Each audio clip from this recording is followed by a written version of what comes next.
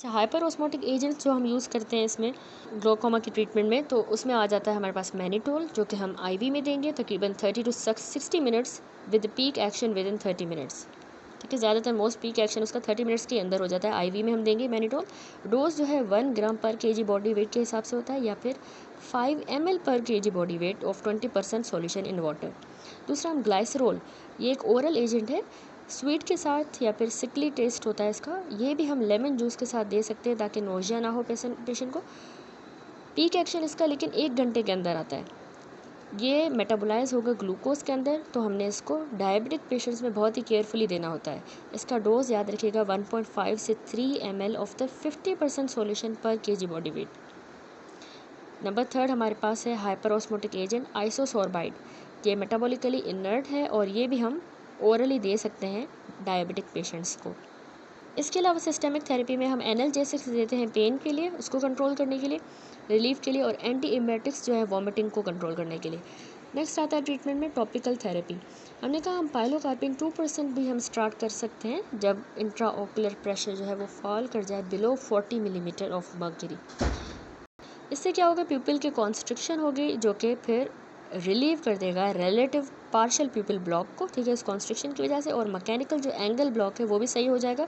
तो हैंस हमारा जो एक्वस का आउटफ्लो है वो बढ़ जाएगा और ग्लोकोमा सही हो जाएगा, इंट्राओकुलर प्रेशर कम हो जाएगा। ठीक है, इसका डोज पाइलोकार्पिन का एक दिन में 4 बार देना होता है। नंबर 2 होता है बीटा ब्लॉकर। बीटा ब्लॉकर में हम टिमोलोल हमने कहा 0.5% या फिर बिटॉक्सोलोल 0.5%, ये हमने दिन में 2 बार देना होता है। टॉपिकली इसके अलावा हम अल्फा 2 एगोनिस्ट ट्वाइस डेली दे सकते हैं। Topical carbonic anhydrase inhibitor 2 to 3 times a day they सकते हैं। और टॉपिकली स्टीरॉइड्स जो हैं ये 4 बार दिन में दे सकते हैं ताकि इन्फ्लामेशन जो हो रही है ना एंटीरियर सेगमेंट में, वो इन्फ्लामेशन डिक्रीज़ हो स्टीरॉइड्स की वजह से, तो ये हेल्पफुल रहेंगे। ठीक है, तो ट्रीटमेंट में हमने ये सारा कंट्रोल ऑफ अक्यूट अटैक देखा, जिसमें हम सिस्टेमिक थेरेपी भी दे रहे हैं और टॉपिकल थेरेपी। ठीक है, दूसरा हमारा ऑब्जेक्टिव था कि हमने फ्यूचर अटैक जो है उसको प्रिवेंट करना है। तो prevention of the future attack in the same eye उसमें दोबारा ना हो, उसके लिए हमने क्या करना होगा, जब हमने अक्यूट अटैक को कंट्रोल कर लिया तो गोनियोस्कोपी हम परफॉर्म करेंगे ताकि हमें ग्रेड ऑफ एंगल पता चले कितने ग्रेड पे है, 0 1 2 3 4 कौन से पे है, और हमें प्रेजेंस जो है पेरिफेरल एंटीरियर साइना की उसको चेक करने के लिए। तो इसके लिए हम लेज़र आयरोडोटोमी करते हैं जब मोर देन 50% एंगल ओपन है, ओपन एंगल यानी बड़ा हुआ है, ओपन हुआ हुआ है एंगल, तो फिर उसमें ट्रीटमेंट हमारा होता है पेरिफेरल आयरिडोटोमी। ठीक है, दूसरा अगर ट्रेबिकुलोटोमी करेंगे जो हम पीछे डिस्कस भी करके आए हैं, अगर 50% से ज़्यादा एंगल क्लोज हुआ हुआ है तो इसमें हम ट्रेबिकुलोटोमी करेंगे और ट्रीटमेंट जो है वो फिल्ट्रेशन ऑपरेशन होता है, ये ट्रेबिकुलोटोमी। ठीक है, तो ये फ्यूचर अटैक्स से प्रिवेंट करेंगे। देन होता है कि हमने फेलो आई, दूसरी आई में कैसे अटैक को प्रिवेंट करना है। तो आप कैसे प्रिवेंट करेंगे कि फेलो आई में अटैक ना हो, तो हम प्रोफाइलेक्टिक लेज़र आयरिडोटोमी कर सकते हैं या फिर हम सर्जिकल आयरिडेक्टोमी भी परफॉर्म कर सकते हैं। इस फिगर में देखिए यहाँ पे पेरिफेरल लेज़र आयरिडोटोमी कर दी गई है और यहाँ पे होल बना दिया गया है आयरिस के अंदर, जिसको हम आयरिडोटोमी कह रहे हैं, ताकि फिर फ्यूचर में जो है इस आई में ना हो, अटैक ना हो ग्लोकोमा का। ठीक है, अब नेक्स्ट आता है हमारे पास 4th stage angle closure glaucoma का, जो कि है क्रोनिक एंगल क्लोजर ग्लोकोमा। अब ये जो स्टेज है ये तकरीबन 2nd या 3rd stage of primary angle closure glaucoma के बाद जो है डेवलप करेगा, जिसमें हमारी एंटीरियर साइनिकल फॉर्मेशन परसिस्ट करेगी। ठीक है, साइनिक की जो एडेशंस बन जाती हैं वो परसिस्ट करेगी। अब ये आल्सो डेवलप कर सकता है जब हमारा एंटीरियर चैम्बर का एंगल क्लोज हो ग्रेजुअली और इंट्रा ऑक्यूलर प्रेशर जो है स्लोली राइज करता जाए, जैसे कि हमारा एंगल का फंक्शन जो है वो प्रोग्रेसिवली, मतलब अगर कॉम्प्रोमाइज़ हो और स्लोली प्रेशर बढ़ता जाए तो, या फिर एंगल जो है ग्रेजुअली क्लोज हो, तो उससे क्रोनिक एंगल क्लोजर ग्लोकोमा हो जाएगा। ठीक है, क्रोनिसिटी कह सकते हैं। अब क्लिनिकल फीचर्स इसमें क्या मिलेंगे, इसके क्रोनिक एंगल क्लोजर ग्लोकोमा के फीचर्स बिल्कुल वैसे ही हैं जिस तरह प्राइमरी ओपन एंगल ग्लोकोमा के, बस इसमें कुछ फॉलोइंग डिफरेंसेस हैं। तो ओनली जो इनका डिफरेंस है वो ये है कि इसमें एंटीरियर चैम्बर शैलो होगा। नंबर 2, गोनियोस्कोपी जब हम करेंगे तो हमें वेरिएबल डिग्री का एंगल क्लोजर मिलेगा और साथ में हमें पेरिफेरल एंटीरियर साइनिक की प्रेजेंस भी मिलेगी। नंबर 3, इंट्राओकुलर प्रेशर जो है इसमें कॉन्टीन्यूसली एलिवेटेड रहेगा और वो हमें फ्लक्चुएशंस भी नहीं शो करेगा जिस तरह प्राइमरी ओपन एंगल ग्लोकोमा में कर रहा था। अब इसका ट्रीटमेंट क्या है, इसमें भी हम मेडिकल ट्रीटमेंट में एंटी ग्लोकोमा ड्रग्स देते हैं ताकि प्रेशर लोअर हो। दूसरा हम सर्जिकली इसको ट्रीट करते हैं और तीसरा हम लेज़र आयरिडोटोमी करेंगे ताकि प्यूपिलरी ब्लॉक जो है वो रिलीज़ हो। रिलीव हो, ठीक है, लेज़र आइरिडोटोमी करके। ट्रेबिकुलोटोमी वहाँ नीडेड होगी जब मेडिकल ट्रीटमेंट फेल कर जाए to control the intraocular pressure, तो हम ट्रेबिकुलोटोमी भी कर सकते हैं। लास्ट हमारा फिर स्टेज है, फिफ्थ स्टेज जो होता है एब्सोल्यूट ग्लोकोमा। ये बिल्कुल एंड स्टेज होता है एंगल क्लोजर ग्लोकोमा का, और सारे जो फॉर्म्स होती हैं ग्लोकोमा की उनमें। अब ये जो टर्म है ये हम यूज़ करते हैं टू डिस्क्राइब द पेनफुल या फिर पेनलेस हार्ड ब्लाइंड आई, उसको डिस्क्राइब करने के लिए हम एब्सोल्यूट ग्लोकोमा वर्ड यूज़ करते हैं। इसमें फिर क्या क्लिनिकल फीचर्स होते हैं, इसमें विजुअल एक्विटी जो है कैसी होगी, बिल्कुल no perception of light, NPL हो जाएगा पेशेंट को। इंट्रा ओकुलर प्रेशर उसका बढ़ा हुआ होगा एब्सोल्यूट ग्लोकोमा में। पेन ज़्यादातर यूजुअली पेनफुल कंडीशन है, लेकिन ये पेन लेस भी हो सकती है। सीलियरी कंजेशन भी हमें मिल सकती है इसमें। और जब हम एंटीरियर चैम्बर देखेंगे तो वो शैलो होगा, प्यूपिल बिल्कुल डायलेटेड होगा और non reactive to light. Optic disc में बिल्कुल ऑप्टिक एट्रोफी हो जाएगी फुल कैपिंग के साथ एब्सोल्यूट ग्लोकोमा में। अब इसमें जो ट्रीटमेंट का एम है वो है, हमने आई को बस कंफर्टेबल रखना होता है। तो एक तो हम एंटी ग्लोकोमा ड्रग्स ट्राई कर सकते हैं, लेकिन ज़्यादातर ये बिल्कुल इनइफेक्टिव होती हैं to control the intraocular pressure, काम नहीं करेंगे, तो इसीलिए हम बाकी मेथड यूज़ करते हैं। तो रेट्रोबल्बर अल्कोहल इंजेक्शन होता है जो हम सीलियरी गैंग्लियन में देंगे, ताकि हमारी जो इफरेंट पेन पाथवेज होते हैं वो ब्लॉक हों और पेन जो है वो रिलीफ हो जाए। नंबर 3 हम क्रायोथेरेपी भी करते हैं। क्रायो यानी कि हम अप्लाई करेंगे सीलियरी बॉडी के ऊपर, लिम्बस के अराउंड, तो इससे एसेप्टिक इन्फ्लामेशन प्रोड्यूस होगी हमारी सीलियरी बॉडी की, जो कि सीलियरी प्रोसेसेस को ही डैमेज कर देगी। वो डैमेज होंगे और एपिथेलियल फंक्शन भी उनका डैमेज होगा, तो उससे इंट्राओकुलर प्रेशर लोअर हो जाएगा, क्योंकि वो एक्वस फिर बनेगा ही नहीं।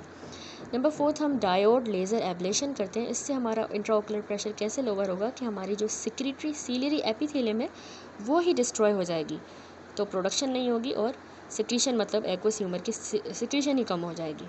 Diode laser ablation. And number 5 हम एब्सोल्यूट ग्लोकोमा में फिल्ट्रेशन ऑपरेशन करते हैं, जिसको हम ट्रेबिकुलोटोमी कह रहे थे, वो माइटोमाइसिन सी के साथ हम दे सकते हैं। And lastly E nucleation of the eye ball consider किया जा सकता है। जब पेन जो है बाकी मीन्स से कंट्रोल नहीं हो रहा, तो हम बिल्कुल आई बॉल के कंटेंट से निकाल देंगे, ई न्यूक्लिएशन कर देंगे। तो हमने सारा डिटेल में primary open angle and primary close angle glaucoma topics complete कर लिए हैं। नेक्स्ट अब इस चैप्टर का टॉपिक है हमारा सेकेंडरी ग्लोकोमा। सेकेंडरी ग्लोकोमा क्या होता है, इसकी डेफिनेशन क्या है। ये ग्लोकोमा है जो कि किसी भी कोई और जो ओक्यूलर डिजीज़ हो उसके सेकेंडरीली ग्लोकोमा हो जाए तो उसको सेकेंडरी ग्लोकोमा कहेंगे। अब इसकी इटियोलॉजिकल क्लासिफिकेशन है इसके कॉज की वजह से। तो अगर कॉर्नियल रिलेटेड है, iris related, lens related glaucoma, pseudo exfoliated glaucoma, hematogenic glaucoma, post operative glaucoma, tumour related glaucoma हो सकता है, trauma related, steroid induced glaucoma और increased episcleral venous pressure. Corneal related आपने याद रखना है कि इसमें कॉर्नियल अल्सर की वजह से हो सकता है ग्लोकोमा। आयरिस रिलेटेड में 3 कंडीशंस हो सकती हैं, या तो inflammatory glaucoma, pigmentary glaucoma, neovascular glaucoma. Lens related में phacomorphic glaucoma, phacolytic glaucoma, phaco anaphylactic glaucoma और प्यूपिलरी ब्लॉक ग्लोकोमा। चौथी हमने कहा सूडो एक्सफोलिएटिव होती है ग्लोकोमा, जिसको ग्लोकोमा कैप्सुलेयर कहेंगे। हेमेटोजेनिक ग्लोकोमा भी होता है, इसमें रेड ब्लड सेल ग्लोकोमा हो सकता है, haemolytic glaucoma, ghost cell glaucoma. Operation के बाद जो है पोस्ट ऑपरेटिव में हमारे पास एफेक्टेड ग्लोकोमा या मैलिग्नेंट या ciliary block glaucoma. Tumour related glaucoma में रेटाइनोब्लास्टोमा और मैलिग्नेंट मेलानोमा से जो है ग्लोकोमा हो सकता है। ट्रॉमा में अगर एंगल की रिसेशन हो जाए यानी क्लीवेज ग्लोकोमा, हाइफीमिया की वजह से भी हो सकता है। स्टीरॉयड इंड्यूस ग्लोकोमा भी होता है, और जब हमारे एपीस्क्लेरल वीनस प्रेशर बढ़ जाए जैसे कि कैरोटिड कैवर्नस फिस्टुला की वजह से, तो सेकेंडरीली ग्लोकोमा करवा सकता है। अब सबकी इंडिविजुअली डिटेल करनी होगी। सबसे पहले हमने कहा कॉर्नियल अल्सर, ये फिगर देखिए 11.31, इसमें हाइपोपियन हमें नज़र आ रहा है एंटीरियर चैम्बर में, पस कलेक्ट हो गया और यहाँ कॉर्नियल अल्सर है। तो ये हाइपोपियन कॉर्नियल अल्सर जो है ये ग्लोकोमा कैसे कॉज करवाता है कि इससे हमारी ट्रेबिकुलर मेशवर्क की इस एक्सुडेट की वजह से ऑब्स्ट्रक्शन हो जाएगी एंटीरियर चैम्बर में, ट्रेबिक्यूलाइटिस हो जाएगा जो कि इन्फ्लामेशन भी करवा देगा और हमारे ट्रेबिकुलर मेशवर्क की इडीमा हो जाएगी। तो इसको कैसे ट्रीट करना है, हमने अंडरलाइन कॉज को सही करना है और इंट्राओकुलर प्रेशर को टॉपिकल थेरेपी देके कंट्रोल करेंगे। अच्छा, नेक्स्ट हमने क्लासिफिकेशन में कहा कि इन्फ्लामेटरी ग्लोकोमा होता है जिसको आयरिडोसाइक्लाइटिस कहते हैं, फिगर में भी नज़र आ रहा है। तो इन्फ्लामेटरी ग्लोकोमा आपने याद रखना है कि ओपन एंगल का भी हो सकता है या फिर नैरो एंगल टाइप का। ओपन एंगल ग्लोकोमा क्यों होगा, जब हमारा ट्रेबिकुलर मेशवर्क की ऑब्स्ट्रक्शन हो गई है, जो कि इन्फ्लामेटरी जो पस सेल्स होते हैं, इन्फ्लेमेटरी सेल्स वगैरह, प्रोटीन्स और फिब्रिन, उन्होंने उसको ब्लॉक कर दिया है। एंगल तो ओपन ही है ना। और दूसरा, अगर ट्रेबिक्युलाइटिस हो गया है, उसमें साथ में इन्फ्लेमेशन और एडिमा हमारी ट्रेबिकुलर मेशवर्क की हो गई है उस वजह से, या फिर अगर प्रोलॉन्ग हम टॉपिकल स्टेरॉइड्स का यूज़ करें उस वजह से। अब क्लोज एंगल इन्फ्लेमेटरी क्यों होगा? क्लोज होगा जब हमारा प्यूपिलरी ब्लॉक हो गया है पोस्टीरियर एन्युलर तकरीबन 360 डिग्री की साइनिक की फॉर्मेशन की वजह से। यहाँ पे देखें, ये पोस्टीरियर साइनिक की फॉर्मेशन जो है वो दिखाई गई है यहाँ पे देखें, जिसको सेक्लूजन प्यूपिलाए हम कहते हैं। तो ये इसकी वजह से, या फिर जब इन्फ्लामेटरी मेम्ब्रेन हमारे प्यूपिल के अक्रॉस आ जाए, जिसको हम अक्लूजियो पेपिलाए कहते हैं, प्यूपिलाए, तो इसकी वजह से एक्वस हमारे पोस्टीरियर चैम्बर में एक्यूमुलेट करता जाएगा, जो कि फिर आयरिस को पेरिफेरल आयरिस को सामने की तरफ जो है पुश करेगा एंटीरियरली, और मैकेनिकली एंगल ब्लॉक हो जाएगा। ठीक है, ये एंगल क्लोजर वाला इन्फ्लामेशन में है। तो इसके अलावा ट्रेबिकुलर स्कारिंग की वजह से भी एंगल क्लोजर इन्फ्लामेटरी ग्लोकोमा हो सकता है। तो अब इसके में हमें क्लिनिकल फीचर्स कौन से मिलेंगे? एक तो इंट्राओकुलर प्रेशर जो है वो हमें फ्लक्चुएशन शो करेगा यूवियाटिक ग्लोकोमा में। इसके अलावा क्लिनिकल फीचर में सीलियरी बॉडी शटडाउन जो है ये फ्रीक्वेंटली एसोसिएटेड होता है lowering of the intraocular pressure के साथ। स्लिट लैम्प की हम एग्जामिनेशन जब करेंगे तो हमें इसमें यूवियाइटिस के साइन मिलेंगे। ठीक है, तो इसका ट्रीटमेंट यही है कि हमने अंडरलाइंग जो कॉज है इसमें, जो यूवियाइटिस हो रहा है उसकी वजह से ये हो रही है ना इन्फ्लामेशन, उस यूवियाइटिस को सही करना होगा। टॉपिकल हम एंटी ग्लोकोमा ड्रग्स दे सकते हैं ताकि इंट्राओकुलर प्रेशर कम किया जा सके। प्रोस्टाग्लैंडिन के डेरिवेटिव्स हमने याद रखिएगा इसमें अवॉइड करने हैं, और मियोटिक्स भी इसमें कभी भी नहीं देंगे, कॉन्ट्रा इंडिकेटेड होते हैं। ठीक है, और इसके अलावा हम लेज़र आयरिडोटोमी जो है, अगर प्यूपिलरी ब्लॉक हो गया है तो लेज़र आयरिडोटोमी कर सकते हैं। ट्रेबिकुलोटोमी माइटोमाइसिन सी के साथ करेंगे जब मेडिकल ट्रीटमेंट फेल कर जाए तो। और डायोड लेज़र जो क्रायो एब्लेशन अभी एक्सप्लेन किया वो तब करेंगे जब ट्रेबिकुलोटोमी फेल हो जाए। अगली टाइप होती है पिगमेंट्री ग्लोकोमा, जो कि मैंने आपको एक्सप्लेन किया अभी क्लासिफिकेशन में कि ये भी एक टाइप है एक। तो इसमें क्या होता है कि सेकेंडरी ओपन एंगल ग्लोकोमा ही होता है ये, सेकेंडरी ओपन एंगल। तो इसमें पिगमेंट के डिस्पर्जन सिंड्रोम हो जाएगा, जिसमें कैरेक्टराइज हुआ है कि इसमें पिगमेंट ग्रेन्यूल्स का रिलीज़ होगा आयरिस पिगमेंट एपिथीलियम में से। ठीक है, हमारी जो आयरिस है उसके पिगमेंट एपिथीलियम से भी कुछ ग्रेन्यूल्स रिलीज़ हो रहे हैं पिगमेंट के, और उनकी हमारे पूरे एंटीरियर चैम्बर में देखें डिपोजिशन हो गई है ग्रेन्यूल्स की। अब ये पिगमेंट रिलीज़ जो है ये पोस्टीरियर बोइंग की वजह से हो रही है of the mid peripheral iris rubbing against the zonules causing characteristic radial spoke like trans illumination defect in the iris। यहाँ पे देखिए हमें spoke like जो है ये trans illumination ये defects नज़र आ रहे हैं आयरिस में। ये क्यों बन रहे हैं? इसलिए बन रहे हैं क्योंकि जो हमारा मिड पेरिफेरल आयरिस है वो पोस्टीरियर बोइंग की वजह से वो रब कर रहा है जोन्यूल्स के अगेंस्ट, जो लेंस के जोन्यूल्स होते हैं उनके अगेंस्ट रब कर रहा है, और ये स्पोक्स बन रहे हैं। ठीक है, तो ये पिगमेंट्री ग्लोकोमा जो है 33 to 50% पेशेंट्स में जिनको पिगमेंट डिस्पर्जन सिंड्रोम होता है उनमें डेवलप करेगा, और ये ग्लोकोमा उनके ट्रेबिकुलर ऑब्स्ट्रक्शन की वजह से हो रहा है, क्योंकि पिगमेंट जो है वहाँ पे डिपॉजिट हो गया है और ऑब्स्ट्रक्शन करवा रहा है। तो इसमें क्लिनिकल फीचर्स में ज़्यादातर ये यंग मायोपिक मेल्स में कंडीशन होती है, आपने याद रखना है। वैसे तो एसिम्टोमेटिक ही होती है, टिपिकली ये रूटीन आई एग्जामिनेशन पे डिटेक्ट होता है। इंट्रा ओकुलर प्रेशर इनका बढ़ा हुआ होता है। कॉर्निया जब हम इनकी देखें तो हमें पिगमेंट की डिपोजिशन वर्टिकल स्पिंडल शेप की नज़र आएंगी, जिसको हम क्रूकनबर्ग स्पिंडल कहते हैं। इस फिगर में देखिए यहाँ पे ये दिखाया गया है क्रूकनबर्ग स्पिंडल, जो कि स्पिंडल शेप का पिगमेंट जो है वो डिपॉजिट कर गया है कॉर्निया के एंडोथेलियम के अंदर। ठीक है, आयरिस जब हम देखेंगे तो उसमें हमें characteristic radial spoke like transillumination defects नज़र आएंगे, जो हमने यहाँ पे देखे रेडियली। और जब हम इनकी गोनियोस्कोपी करेंगे तो हमें ओपन एंगल मिलेगा और कनकेव पेरिफेरल आयरिस नज़र आएगा, कनकेव। और होमोजीनियस पिगमेंटेशन मिलेगी ट्रेबिकुलर मैशवर्क में, जिसकी वजह से ब्लॉकेज हो रही है, जो कि हमें बिल्कुल एंटीरियर टू द शॉबेल लाइन नज़र आएगा, होमोजीनियस पिगमेंटेशन। ट्रीट कैसे करना है इस कंडीशन को? हम इसमें topically anti glaucoma drugs they सकते हैं, जो कि इसकी थेरेपी जो है सिमिलर है प्राइमरी ओपन एंगल ग्लोकोमा की तरह। ठीक है, ओपन एंगल वाले की। तो मियोटिक ड्रग्स जो है वो क्या करेंगे, मियोटिक्स देने से जो है रबिंग और जो शेडिंग हो रही है पिगमेंट्स की वो कम हो सकती है। इसके अलावा हम लेज़र ट्रेबिकुलोप्लास्टी ओपन इसमें करेंगे, वो भी इफ़ेक्टिव होती है। लेज़र आयरिडोटोमी से पिगमेंट का जो रिलीज़ है वो कम हो सकता है by reversing the iris concavity, उसकी कनकेविटी सही होगी, रिवर्स होगी, और आयरिडोजोनुलर जो कॉन्टैक्ट है वो भी एलिमिनेट हो जाएगा, तो उससे पिगमेंट का रिलीज़ जो है वो कम होगा लेज़र आयरिडोटोमी के साथ। एंड लास्टली हम ट्रेबिकुलोटोमी भी कर सकते हैं। नेक्स्ट है हमारे पास नियोवास्कुलर ग्लोकोमा। ठीक है, ये वाली जो टाइप है ये इनिशियली सेकेंडरी ओपन एंगल हो सकती है, और फिर बाद में ये नैरो एंगल टाइप का ग्लोकोमा हो सकता है। तो इसमें क्या होता है, नाम से पता चल रहा है कि हमें इसमें इस्कीमिया हो जाएगी या हाइपोक्सिक हो जाएंगे हमारे रेटाइनल टिश्यू, जो कि फिर vascular endothelial growth factors produce कर देंगे in an attempt to revascularise the hypoxic retina. जो हाइपोक्सिक हो गई थी उसको वास्कुलराइज करने के लिए ग्रोथ फैक्टर्स बनाएगा, जो कि फिर आगे हमें पता है कि ये वाला ग्रोथ फैक्टर नियोवास्कुलराइजेशन कराता है। तो इससे रेटाइना की नियोवास्कुलराइजेशन हो जाएगी और हमारे एंटीरियर सेगमेंट ऑफ द आई की भी। तो ग्लोकोमा क्यों हो रहा है इसमें? अब इसमें ग्लोकोमा इसलिए हो रहा है क्योंकि न्यू वास्कुलराइजेशन हो रही है हमारे आइरिस की और एंटीरियर चैम्बर के एंगल की। तो उससे फाइब्रोवास्कुलर एक मेम्ब्रेन बन जाएगी जो कि हमारे ट्रेबिकुलर मेशवर्क को ओवरलाई करेगी और ऑब्स्ट्रक्शन कॉज करा देगी to the aqueous outflow in open angle fashion. Open angle fashion में जो है एक किस्म की ऑब्स्ट्रक्शन बना देगा इस फाइब्रोवास्कुलर मेम्ब्रेन की फॉर्मेशन की वजह से। बाद में ये फाइब्रोवास्कुलर मेम्ब्रेन जो है फिर कॉन्ट्रैक्ट करेगी और सेकेंडरी साइनेकियल एंगल क्लोजर करवा देगी।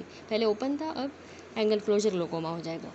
इसमें जो है ना लीकेज भी होता है प्रोटीन्स का फ्रॉम दी नर्व वेसल्स, ठीक है, वहाँ से प्रोटीन भी लीक करेंगे नर्व वेसल से। अब इसके कॉमन कॉजेज़ क्या हैं? जब इस्कीमिया हो, जैसे कि इस्केमिक सेंट्रल रिटाइनल वेन हो जाए, इस्केमिक सेंट्रल रिटाइनल वेन ओक्लूजन इसमें बहुत ही कॉमन कॉज होता है नियोवास्कुलर ग्लोकोमा का।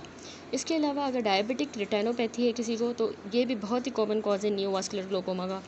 Branch retinal vein occlusion, ocular ischaemic syndrome, Eales disease, chronic intraocular inflammation, intraocular tumours, तो ये सारी ऐसी कंडीशंस हैं जो कि इस्कीमिया करवा रही है। इस्कीमिया की वजह से फिर ग्रोथ फैक्टर रिलीज़ हो रहा है, फिर वो जो है नियोवास्कुलराइजेशन करवा रहा है।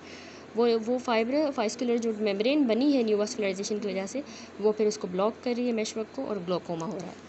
अब इसमें क्योंकि क्लिनिकल फीचर क्या होंगे, इस्कीमिया हो रही है तो उसकी वजह से ज़ाहिर सी बात है पेन होगा, जो कि इसका फीचर है, जो कि बहुत ही सीवियर किस्म का पेन हो सकता है।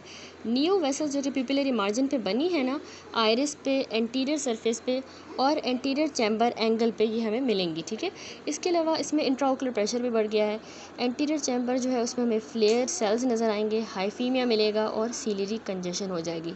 इसके अलावा जब हम गोनियोस्कोपी करेंगे तो हमें एबनॉर्मल वेसल्स नज़र आएंगी एंगल पे और फाइब्रोवास्कुलर मेम्ब्रेन जो है वो ट्रेबिकुलर मेशवर्क के ऊपर होगी या फिर साइनेकियल एंगल क्लोजर पे। अब कुछ इन्वेस्टिगेशंस होती हैं जो हम इसको डायग्नोस करने के लिए करेंगे। सबसे पहला है फंडस एग्जामिनेशन एंड फ्लोरोसेन एंजियोग्राफी। अगर नीडेड हुआ तो हम फ्लोरोसेन एंजियोग्राफी भी कर सकते हैं। दूसरा, हम कैरोटिड डॉपलर अल्ट्रासाउंड करेंगे कैरोटिड आर्टरी की स्टीनोसिस के लिए। बी स्कैन अल्ट्रासाउंड हम पोस्टीरियर सेगमेंट पैथोलॉजी को रूल आउट करने के लिए करेंगे। मेडिकल ट्रीटमेंट में आपने याद रखना है कि एंटी ग्लोकोमा ड्रग्स वही इंट्राओकुलर प्रेशर को एलिवेट जो हुआ है उसको सही करेंगे। टॉपिकली जैसे हम 1% एट्रोपिन दे सकते हैं तो साइनी की फॉर्मेशन को प्रिवेंट कर सकते हैं, आउटफ्लो भी बढ़ेगा यूवियोस्क्लेरल रूट से और कैपिलरी की परमिएबिलिटी भी इससे कम होगी और हाइफीमिया का जो इंसिडेंस है वो भी इस 1% एट्रोपिन से रिड्यूस हो सकता है। देन टॉपिकल कॉर्टिकोस्टेरॉइड्स हमें पता है एंटी इन्फ्लामेटरी की तरह एक्ट करते हैं और रूबिसोसिस आयराइडस को रिजॉल्व कर देंगे, जो रब कर रही है आयरिस उसको। नंबर 4, हम मियोटिक्स याद रखिएगा इसमें कभी भी नहीं देंगे, अवॉइड करेंगे क्योंकि इसमें उससे इन्फ्लामेशन बढ़ सकती है और यूवियोस्क्लेरल आउटफ्लो कम हो सकता है। एंटीवास्कुलर एंडोथेलियल ग्रोथ फैक्टर थेरेपी अगर देंगे तो नियोवास्कुलराइजेशन को रिग्रेस किया जा सकता है। पैन रिटाइनल फोटोकोएगुलेशन PRP हम करते हैं ताकि जो हमारी रिटाइनल इस्कीमिया है वो कम हो और रिग्रेशन हो, जो न्यू वेसल्स बन रही है वो रिग्रेस कर जाए। कैरोटिड एंड्रेट्रेक्टोमी, कैरोटिड एंड आर्टरेक्टोमी जो है ये सूटेबल होता है for the carotid artery stenosis. इसके अलावा डायोड लेज़र क्रायो एब्लेशन, जब एंटी ग्लोकोमा थेरेपी फेल कर जाए, उससे इंट्राओकुलर प्रेशर सही ना हो रहा हो तो हम डायोड लेज़र क्रायो एब्लेशन कर सकते हैं। फिल्ट्रेशन सर्जरी जो है माइटोमाइसिन C के साथ कर सकते हैं और आर्टिफिशियल फिल्ट्रेशन शंट देंगे जब ट्रेबिकुलोटोमी फेल कर जाए। नेक्स्ट टाइप है phacomorphic glaucoma. Phacomorphic glaucoma picture देखें, ये टाइप है acute secondary angle closure glaucoma की। ये होता है जब स्वॉलन जो कैटरेक्टस लेंस है वो पुश कर जाए against the back of the iris और फिर प्यूपिलरी ब्लॉक कॉज करवा दे। आयरिस बॉम्ब भी करवा सकता है और एंगल ब्लॉक भी करवा सकता है, ठीक है। वो स्वॉलन कैटरेक्टस लेंस खुद ही पुश हो रहा है। तो इसमें क्लिनिकल फीचर्स क्या मिलते हैं? इसमें इंट्राओकुलर प्रेशर बढ़ जाता है, शैलो एंटीरियर चैम्बर हो जाएगा, सेमी डायलेटेड और फिक्स्ड किस्म का देखिए प्यूपिल है, सेमी डायलेटेड है, मिड डायलेटेड कह सकते हैं, और कैटारेक्टस लेंस हमें स्वॉलन नज़र आएगा। तो ट्रीट हमने इस फैकोमॉर्फिक ग्लोकोमा को कैसे करना है, मेडिकली हम टॉपिकल और सिस्टेमिक कंट्रोल देंगे, इंट्राओकुलर प्रेशर का उसको कंट्रोल करेंगे, और NDYAG जो पेरिफेरल आयरिडेक्टोमी करते हैं ना, उससे हम प्यूपिलरी ब्लॉक के कंपोनेंट को रिवर्स कर सकते हैं। और कैटरेक्ट हुआ है तो जाहिर सी बात है इस फैकोमॉर्फिक ग्लोकोमा में हमने कैटरेक्ट की भी एक्सट्रैक्शन करनी होगी। अगली टाइप होती है ये फैकोलाइटिक ग्लोकोमा। अब ये जो है ना acute secondary open angle glaucoma होता है, ये एंगल ओपन वाला है। इसमें हमें hyper mature cataract soluble lens protein जो है वो उसके अंदर लीक कर जाएंगी इंटेक्ट एंटीरियर कैप्सूल में से, यानी इसमें पेशेंट को हाइपर मैच्योर कैटरेक्ट भी हुआ है और उसका जो लेंस का एंटीरियर कैप्सूल होता है वहाँ से सॉल्युबल लेंस प्रोटीन्स लीक कर जाएंगी एंटीरियर कैप्सूल में से। अब इस फैकोलाइटिक ग्लोकोमा में जो ट्रेबिकुलर मेशवर्क है उसकी ऑब्स्ट्रक्शन हो रही है, क्योंकि जो लेंस प्रोटीन रिलीज़ हो रहे हैं, लीक हो रहे हैं, और मैक्रोफेजेस इनकी वजह से ऑब्स्ट्रक्शन कॉज हो रही है, जो कि मैक्रोफेजेस ने उनको फैगोसाइटोज कर दिया है लेंस प्रोटीन्स को। ठीक है, तो क्लिनिकल फीचर्स इसमें क्या मिलेंगे, इंट्राओकुलर प्रेशर बढ़ा हुआ होगा, एंटीरियर चैम्बर हमें इसमें डीप नज़र आएगा, और लेंस के प्रोटीन हमें इस एंटीरियर चैम्बर में नज़र आएंगे जो कि सूडो हाइपोपियन बना रहे होंगे। ये देखिए सूडो हाइपोपियन की फॉर्मेशन मिल रही है, ये डायलेटेड प्यूपिल है, हाइपर मैच्योर कैटरेक्ट हो गया है, और सीलेरी कंजेशन भी मौजूद है। ट्रीट हमने इसको मेडिकली टॉपिकल और सिस्टेमिक कंट्रोल करेंगे इंट्राओकुलर प्रेशर का, और कैटरेक्ट की अर्ली एक्सट्रैक्शन करनी होगी। नेक्स्ट टाइप है फैको एनाफाइलेक्टिक ग्लोकोमा। तो ये भी सेकेंडरी ओपन एंगल ग्लोकोमा ही होता है। ये होता है क्योंकि जो इन्फ्लामेटरी रिएक्शन की वजह से to the lens protein after the traumatic capsular rupture, capsule rupture कर गया, फिर जो उसकी प्रोटीन्स लीक हुई है उसके अगेंस्ट इन्फ्लामेटरी रिएक्शन हुआ है, या फिर ये post operative retention of lens material की वजह से भी हो सकता है। जब हम कैटरेक्ट रिमूव करते हैं पीछे जो लेंस मटेरियल रह गया उससे इन्फ्लामेटरी रिएक्शन हो जाएगा और फैको एनाफाइलेक्टिक ग्लोकोमा होगा। तो ट्रेबिकुला की ऑब्स्ट्रक्शन हो रही है दोनों इन्फ्लामेटरी सेल से भी और लेंस प्रोटीन से। क्लिनिकली ये हमें हिस्ट्री ऑफ रीसेंट सर्जरी के साथ पेशेंट प्रेजेंट करेगा, या उसको कोई ट्रॉमा हुआ होगा एक्सपोज लेंस प्रोटीन के साथ। कॉर्निया के अंदर हमें कैरेटिक परसिपिटेट्स मिलेंगे, और एंटीरियर चैम्बर में फ्लेयर सेल्स हाइपोपियन और साइनिकी मिलेगी। इसको हमने कैसे ट्रीट करना है, टॉपिकली मेडिकेशन देंगे ताकि इंट्राओकुलर प्रेशर सही हो, स्टेरॉइड्स देंगे इन्फ्लामेशन को सही करने के लिए, और सर्जिकल रिमूवल कर देंगे अगर कोई भी लेंस मैटर रह गया है उसको सर्जिकली। द नेक्स्ट टाइप है प्यूपिलरी ब्लॉक ग्लोकोमा। फिगर देखिए इसमें दिखाया गया है प्यूपिलरी ब्लॉक ग्लोकोमा। ये जो टाइप है ये लेकिन एंगल क्लोजर की होगी, हर एक टाइप डिफरेंट है, उसमें आपने याद रखना है। इस वाली में एंगल क्लोजर हो रहा है, तो ये ज़्यादातर हमारा जो लेंस डिसलोकेट हो जाएगा और फिर वो इनकार्सरेट हो जाता है प्यूपिल के अंदर।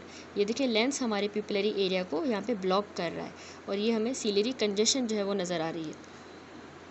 तो अब इस प्यूपिलरी ब्लॉक ग्लोकोमा में क्लिनिकल फीचर मिलेंगे कि इंट्राओकुलर प्रेशर बढ़ा हुआ होगा, सब लक्सेटेड या देखिए डिसलोकेटेड लेंस होगा, कॉर्निया में एडिमा नज़र आएगी हमें, और लेंटिक्यूलर एस्टिग्मेटिज्म पेशेंट कंप्लेन करेगा। ठीक है, उसकी विजन भी अफेक्ट हो रही है। ट्रीट कैसे करना है, डायलेट करेंगे हम प्यूपिल को, पेशेंट को सुपाइन पोजीशन में लाए करवा के, ताकि जो है पोस्टीरियर मूवमेंट हो लेंस की, इनकरेज हो पोस्टीरियर मूवमेंट, और फिर हमने जो है प्यूपिल को कॉन्स्ट्रिक्ट करवाना है ताकि लेंस जो है बिल्कुल प्यूपिल के बिहाइंड ही रहे। कैटरेक्ट भी हम एक्सट्रैक्शन कर देंगे पार्स प्लेना अप्रोच के थ्रू, जो हम पीछे कैटरेक्ट वाले चैप्टर में पढ़ के आए हैं। ठीक है, पार्स प्लेना अप्रोच। अगली टाइप है हमारे पास सूडो एक्सफोलिएटिव ग्लोकोमा। ये जो टाइप है ये ओपन एंगल वाली है, सेकेंडरी ओपन एंगल ग्लोकोमा। तो इसमें ग्लोकोमा 25% ऑफ पेशेंट्स में सूडो एक्सफोलिएशन के साथ होगा। सूडो एक्सफोलिएशन क्या होता है, ये एक सिस्टेमिक कंडीशन होती है जिसमें जो है वाइटिश डेंड्रफ की तरह का मटेरियल जो है वो हमारे एंटीरियर सेगमेंट ऑफ आई पे डिपॉजिट हो जाता है, बिल्कुल डेंड्रफ की तरह का होगा, और बाकी ऑर्गन्स में भी जैसे हमारी स्किन में डिपॉजिट होगा, हार्ट में, लंग्स, किडनी और मेनिंजीज में। तो इसमें जो ट्रेबिकुलर मेशवर्क होगा उसकी ऑब्स्ट्रक्शन हो रही है, क्योंकि यही एक्सफोलिएटेड मटेरियल जो है वहाँ पे डिपॉजिट कर जाएगा, और पिगमेंट्स भी एंगल पे डिपॉजिट करेंगे, तो ओपन एंगल ग्लोकोमा हो रहा है। लेकिन तो क्लिनिकली फीचर जो है पेशेंट का इंट्राओकुलर प्रेशर बढ़ा हुआ होगा, सूडो एक्सफोलिएशन मटेरियल और पिगमेंट की डिपोजिशन हमें कॉर्निया की एंडोथेलियम में कॉमनली नज़र आएगी। देखिए ये कॉर्निया की एंडोथेलियम में हमें सूडो एक्सफोलिएशन मिल रही है, और इसमें ये न्यूक्लियर कैटरेक्ट भी हुआ है पेशेंट को। इसके अलावा हमें डेंड्रफ लाइक मटेरियल प्यूपिल के इस बॉर्डर पे नज़र आएगा। एंटीरियर लेंस का कैप्सूल टिपिकली हमें pseudo exfoliative material centrally show करेगा, और पेरिफेरली भी, और क्लियर इंटरमीडिएट जोन के साथ। बीच वाला जोन इंटरमीडिएट वाला क्लियर होगा। पेरीफ्री भी ज़्यादा डिपॉजिट हो रहा है, सेंट्रली भी। पुअर डायलेशन ऑफ प्यूपल जो है इसमें होती है बाय द मिड्रियाट्रिक्स। जब हम मिड्रियाट्रिक्स देंगे तो वो सही से नहीं करेगा डायलेट। फैकोडोनेसिस जो है वो भी प्रेजेंट हो सकती है क्योंकि इसमें जोन्यूल्स अगर रप्चर कर गए हों उस वजह से। गोनियोस्कोपी जब हम करेंगे तो हमें डैंड्रफ की तरह का मटेरियल और पिगमेंटेशन जो है वो ट्रेबिकुलर मेश वर्क पे नज़र आएंगी और band pigmentation anterior to the Schwalbe line मिलेगा, जिसको हम सैंपल ओसिस लाइन कहते हैं। ठीक है, बैंड पिगमेंटेशन जो हमें मिल रही है ना शॉबेल लाइन के बिल्कुल एंटीरियरली, उसको हम सैंपल ओसी लाइन कहेंगे। ये भी क्लिनिकल फीचर है। ट्रीट इस वाले को हमने एंटी ग्लोकोमा ट्रीटमेंट देना है ताकि इंट्राओक्यूलर प्रेशर सही हो, जिस तरह हम प्राइमरी ओपन एंगल ग्लोकोमा में दे रहे थे। आर्गन लेज़र ट्रेबिकुलोप्लास्टी कर सकते हैं और ट्रेबिकुलोटोमी कर सकते हैं। देन हमारे पास नेक्स्ट टाइप आती है हेमेटोजेनिक यानी ब्लड इंड्यूस्ड ग्लोकोमा। अब ब्लड इंड्यूस्ड ग्लोकोमा क्यों होता है? इसमें ये इंट्राओक्यूलर हेमरेज जो है इसकी वजह से हाइफीमिया हो सकती है या फिर विट्रस हेमरेज हो सकता है मल्टीपल कॉजेज़ की वजह से। अब ये दोनों अक्यूट और क्रोनिक टाइप का ग्लोकोमा करवा देगा। नंबर 1 होता है रेड सेल ग्लोकोमा। ये हमारे फ्रेश हाइफीमिया के साथ एसोसिएटेड होगा जहाँ पे हमारा ट्रेबिकुलर मैशवर्क जो है वो ब्लॉक हुआ है रेड ब्लड सेल्स की वजह से। ये देखिए यहाँ पे हमें नज़र आ रहा है एंटीरियर चैम्बर जो है बिल्कुल फुल हो गया है ब्लड के साथ और ये सीलियरी कंजेशन है। दूसरा रेड सेल ग्लोकोमा के अलावा हमारे पास होता है हीमोलाइटिक ग्लोकोमा। उसमें क्या होता है कि ऑब्स्ट्रक्शन होती है मैक्रोफेजेस की वजह से, जिन्होंने वो जो रेड ब्लड सेल थे और उसकी डेब्रिस थी उनको फेगोसाइटोज कर दिया है और वो ब्लॉक कर रहे हैं हीमोलाइटिक ग्लोकोमा में। तो ये हेमेटोजेनिक ग्लोकोमा दिखाया गया है, जबकि यहाँ इस फिगर में हीमोलाइटिक ग्लोकोमा में हमें नज़र आ रहा है ये हीमोलाइज्ड ब्लड है एंटीरियर चैम्बर के अंदर, जिसको मैक्रोफेजेस वगैरह ऑब्स्ट्रक्ट कर रहे हैं, उस वजह से इसमें ऑब्स्ट्रक्शन होगी। तो इनको हमने ट्रीट कैसे करना है? बेड रेस्ट होगी। स्ट्रिक्ट किस्म के पेशेंट को हमने बेड रेस्ट देनी है, टॉपिकल स्टेरॉइड्स देंगे और माइड्रेटिक्स देंगे। ग्लोकोमा थेरेपी टॉपिकली भी दे सकते हैं इंट्राओक्यूलर प्रेशर को सही करने के लिए, और जो एंटीरियर चैम्बर में क्योंकि ब्लड वगैरह आ गया है मैक्रोफेजेस वगैरह, तो उसकी हमने पैरासेंटेसिस करनी होगी या एंटीरियर चैम्बर को वॉश आउट करना होगा, और हम ट्रेबिकुलोटोमी भी इसमें कर सकते हैं। नेक्स्ट टाइप है घोस्ट सेल ग्लोकोमा।